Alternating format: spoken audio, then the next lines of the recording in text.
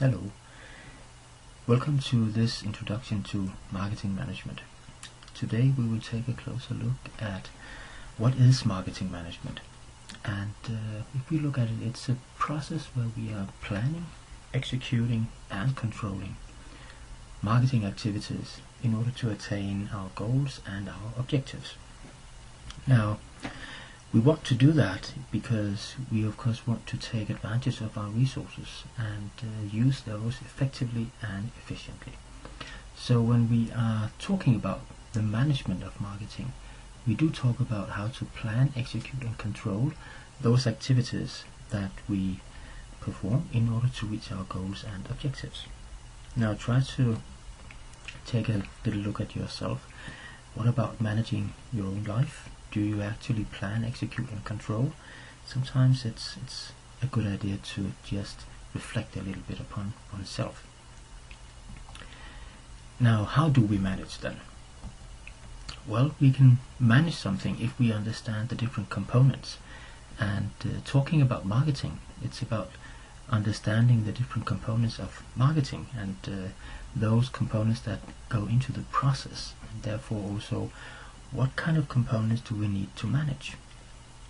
For example, we have the environment that we need to take care of in order to understand our situation, and we have our resources. Therefore, we are going to have those as two components, namely our environment, in which we are going to make environmental analysis, and we have our resources in the company, where we are also going to make analysis of these. Therefore, we have the environment and we have our resources as two components. Then we also have our development of the strategy. Means we have different areas we are taking a closer look at in order to understand what is it we are doing, and therefore we need to manage the development of strategy. And lastly, we have our marketing mix, which is also a component in what we're going to manage in marketing. So we have these four major areas: the environment, the resources, the strategy, and our marketing mix. So let's take a closer look at the analysis part. Well, as you can see, environmental analysis and resource analysis, we can divide our environment into two different kinds of environment.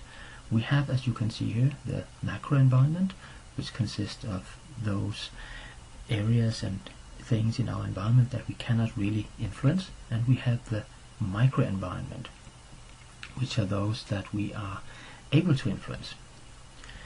This means that, illustrated with this company, you can see that the macroenvironment factors, which are here understood as pastel, and those stands for political factors in our society, the overall economic factors.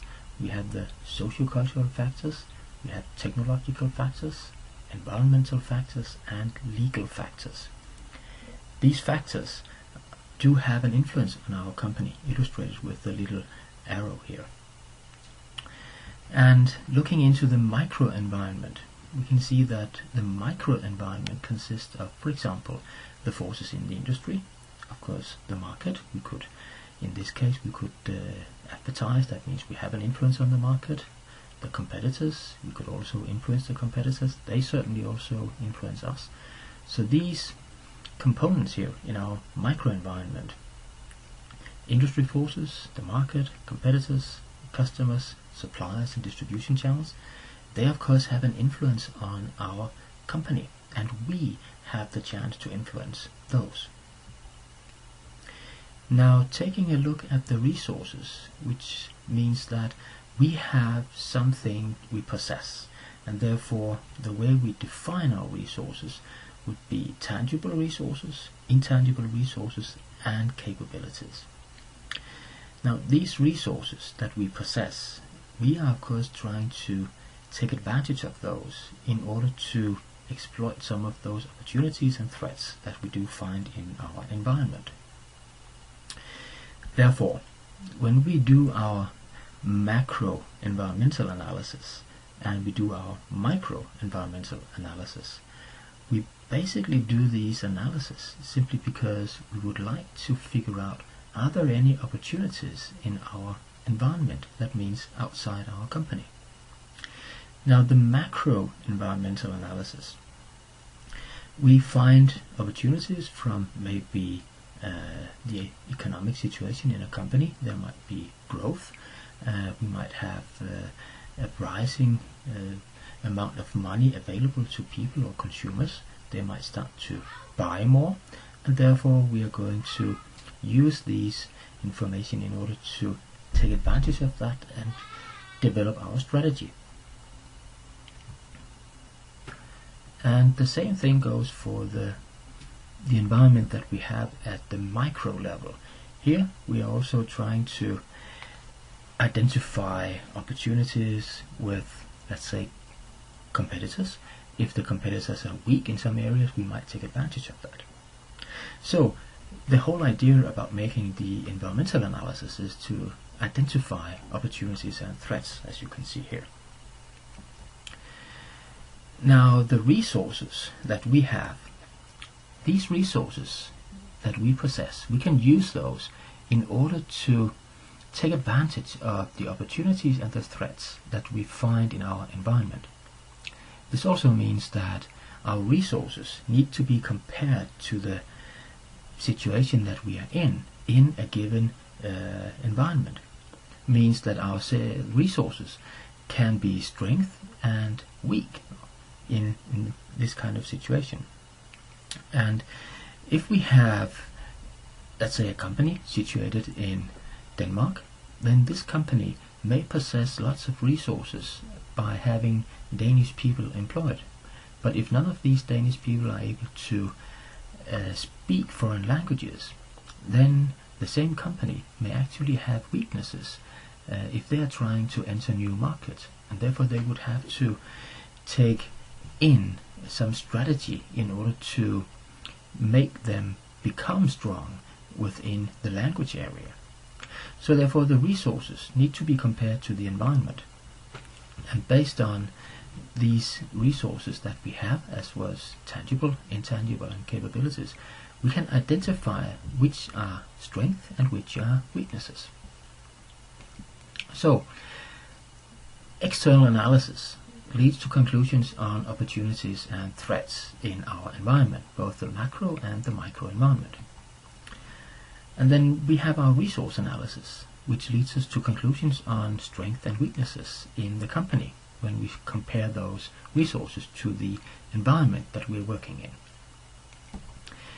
And summing up of these two, external analysis and resource analysis, we have our SWOT analysis, which is basically a description of the strategic situation that the company is finding itself in, namely where we discuss the situation in the marketplace, which means the external environment, and comparing it to the resources that we have, and therefore being able to then start having a little talk about strategy, namely what to do in the future. Having talked about the situation, talking about what to do in the future, we could start to develop a marketing mix. And a marketing mix is where we are starting to implement our strategies.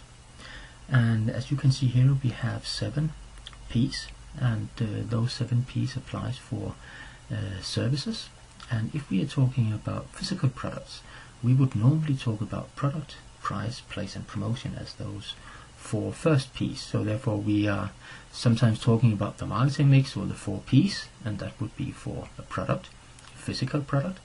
If we're talking about the service, we would talk about the 7 P's, and therefore we would add the physical evidence, people and processes. So here is, you could say, or here are the components of what we are going to manage when we are talking about marketing management. So let's take a closer look at some of the basic concepts within marketing management. We have need, which is a basic idea about people, companies are in need of a specific product or a specific service. We have wants, and wants are the specific way a potential customer wants to fulfill a need. If, for example, we have a consumer who's thirsty, that consumer can want to fulfill that need by drinking some water. The consumer could also want to fulfill the need by buying a soda or some other things that might satisfy the need of being thirsty.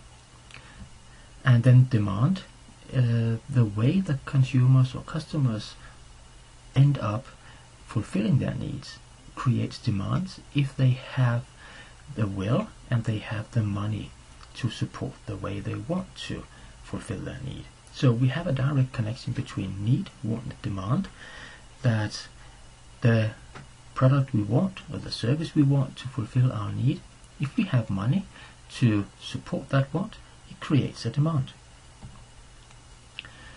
So products, well, in lots of cases we will find that when we talk about products, we are talking about products in general, and that means including services. So here we would like to talk about products as physical goods, services, experiences, events, persons, places, properties, organizations, information, and ideas.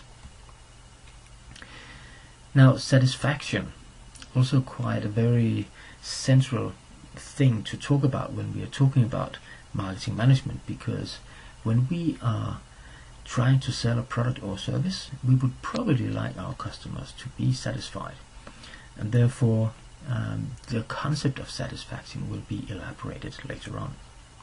But first of all, let's try to see that satisfied means that if we can get more than we actually give, then we would probably be satisfied. And a supply chain is a value delivery system, starting with raw materials and ending with final products or services that the final buyer will actually buy.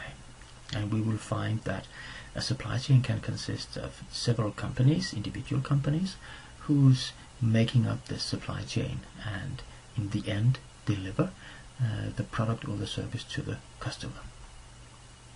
And then, of course, competition. We have 4 levels of competition. We have brand, industry, form, and generic. The difference is that the more direct we compete on a brand level, you might say Coca-Cola and Pepsi-Cola, they are competing with each other on the brand level, whereas going to the industry level, it's more like every cola is more or less competing with each other. So, value, satisfaction, and retention. We have already talked a little bit about satisfaction. Let's try to dig a little bit into these 3 concepts here. Now, there's an overall idea that if we have quality in our products and services, it kind of leads to satisfaction with buyers. It means that we deliver good value. And if we deliver good value, leading customers to be satisfied, then it would lead those customers to be loyal to us, and therefore we can retain those customers, and that means in the end we will gain profit. So satisfaction, loyalty, and profit is kind of coherent here. Now, value. Focusing at the customer delivered value, we have 2 areas that we need to look into, namely the total customer value and the total customer cost. Let's see what's behind here, total customer value. Well, we have some values associated with the product. We may have some values associated with the services that goes along with the product. There might be value connected to the people who's actually handing over the product or giving the services, and there might be values attached to the image that the company or the brand actually have. So these are the 4 areas that on an overall basis can create some total customer value. At the cost side, we can see that we of course have monetary cost. We have to pay something for the product or the service. Maybe we also have to invest lots of time in getting it, so there might be some time cost. And we might use some energy in order to gain our goal of having a product. And there might be some psychic cost.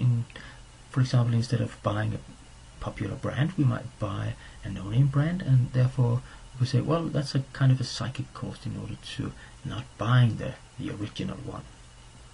And this leads to, as we can see here, total customer value minus total customer cost, and we have what we call a customer delivered value. So customer or total customer value minus total customer cost gives customer delivered value.